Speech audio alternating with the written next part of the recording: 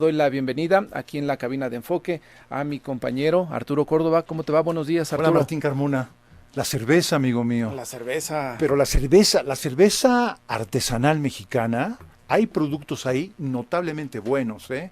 Es algo extraordinario lo que se produce aquí en términos artesanales. Ha Quiero crecido mucho ese subrayar mercado ahí. de la cerveza artesanal. Antes no era muy recorrido. Poco a poco la diversificación de gustos ha permitido eso, ¿no?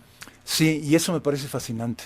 Es una Mi experiencia. problema es que no tomo cerveza, poeta. ¿Qué tomas? ¿Vino tinto? ¿Whisky? Pues, cualquier otra cosa, pero cerveza nunca tuve el hábito. Bueno, preséntanos a tu invitado, luego hablamos de esos temas. Fíjate que la experiencia de la lectura es algo realmente apasionante, es algo increíble de cómo un libro, y quiero decírselo aquí delante de Jorge Franco, novelista, autor de El mundo de afuera, Premio Alfaguara 2014, cómo un libro, Jorge Franco, cuando tiene intensidad, saca a los personajes y te los pone delante. Y eso pasa con El mundo de afuera. Es la historia, amigo mío, en Medellín, Colombia, 1971, un secuestro y lo que pasa con ese secuestro, que es la violencia comiéndose el mundo. Buen día, Jorge Franco. Muy buenos días, Bienvenido, gracias, Jorge. muy amables, gracias.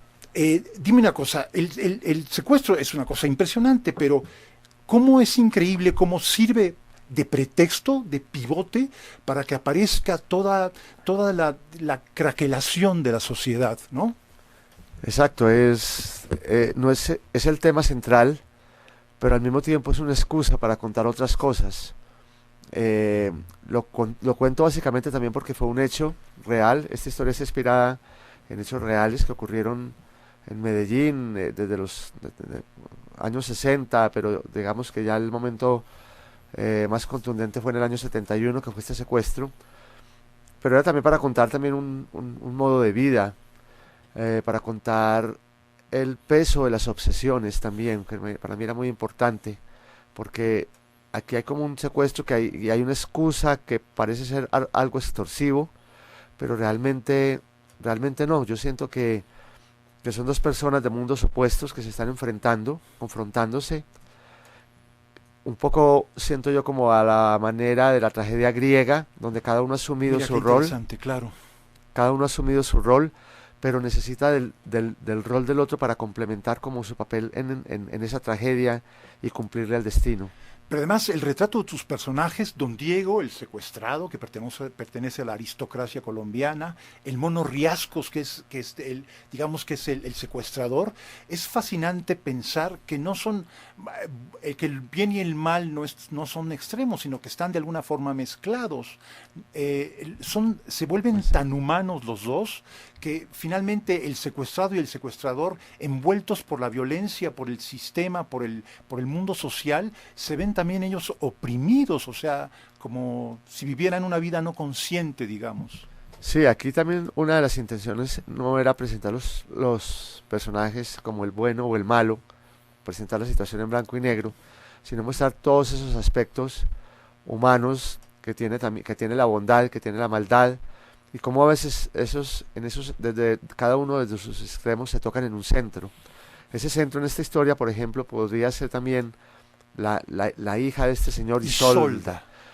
que ahí es donde entra como una especie de relato fantástico, porque es que este es un hombre que vivía en un castillo Sí. en los años 60 en Medellín, eh, Eh, pues de una manera muy anacrónica, se transportaba sí. en una limusina, tenía pajes, y esto fue cierto, ¿no? Y yo fui vecino de ese hombre que vivía en ese castillo. Entonces, pues para uno como niño, tener un vecino con esas características era una invitación a imaginar, a Claro, curiosear y a entrar, ¿no? y a A ver qué entrar. pasaba adentro. Fíjate, Martín Carmona, es la historia de Don Diego, que es un aristócrata que tiene un castillo en Medellín, Colombia, imagínate, en 1971. Imagínate un castillo en medio de una sociedad que está, digamos que empobrecida. Entonces, hay una niña allá adentro, que es la hija de Don Diego, que es Isolda, que vive como una princesa.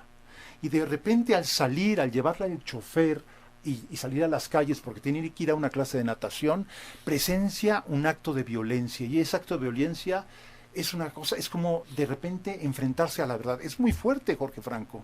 Sí, era un poco eh, juntar esos dos mundos en algún momento dado, porque este hombre, este señor, le construye un castillo a ella y a su esposo, y a su esposa, un poco para blindarlas de ese mundo de afuera, pero, la tiene casi que en una especie de cautiverio, y es allí también donde la niña comienza a construir un mundo interior a partir de la imaginación, un mundo muy infantil, donde hay un bosque encantado, donde en ese bosque hay unos animales que tienen pues un comportamiento de animales de fábula, Sí, que están vivos, ¿no? que están vivos, La llaman, dialogan con ella. sí, exacto.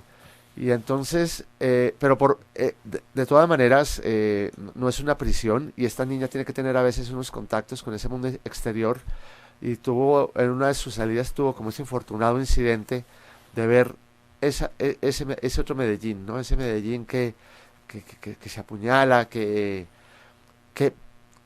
muestra avisos violentos, pero que todavía no es ese otro Medellín de los años 80, ¿no? El Medellín que yo una vez conté en una novela titulada Rosario Tijeras. Esta es como la víspera de esa época tan macabra por el que nos conocieron en el mundo entero, pero ya comienzan como esas fisuras en la violencia. Hay el soundtrack de tu novela, porque hay un soundtrack en la novela, aparece Mira. todo el tiempo la música de Wagner y aparecen los Beatles. Y me pareció, viendo la figura de este aristócrata que es secuestrado y viendo la figura de Mono Riascos, que es el secuestrador, me acordé de una frase de John Lennon que dice: "Living is easy with eyes closed, misunderstanding all you see". Y de pronto siento, Martín Carmona, público que nos escucha, que a veces vivimos con los ojos cerrados, ¿no? Y que distorsionamos, sin ver, pues que distorsionamos la realidad. Y eso parece suceder con tus personajes, Jorge Franco. Sí, eso, yo siento que eso sucede un poco. Son personajes que también están muy marcados por la soledad, unos desde el cautiverio del secuestro, otro incluso como el mismo secuestrador, como el mismo victimario.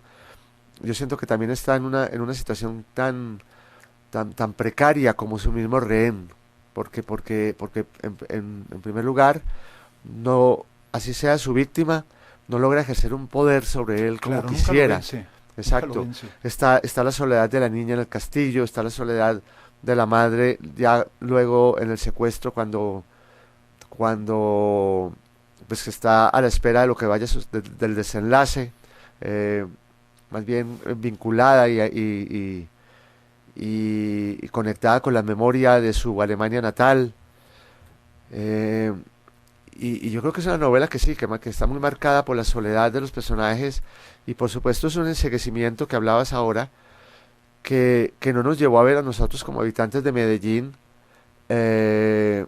lo que se veía, lo que estábamos cocinando, lo que se gestaba en esa ciudad, en la marginalidad, y que fue lo que necesariamente desencadenó en ese otro Medellín macabro de más adelante.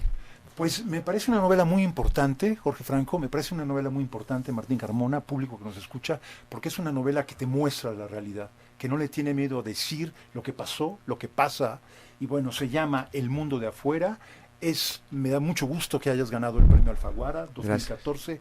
Jorge Franco, gracias, bienvenido, y que tu novela vuele y llegue hasta donde tenga que llegar. Muchas gracias. Por lo pronto la novela está aquí en México y que yo quisiera que les llegara a muchos mexicanos. La escribí con mucho placer y yo espero que ese placer se transmita al momento de la lectura. Gracias, gracias. Jorge Franco. Jorge, que te vaya Martín muy bien, Carmona. muchas gracias. Gracias, Martín. Felicidades por el premio.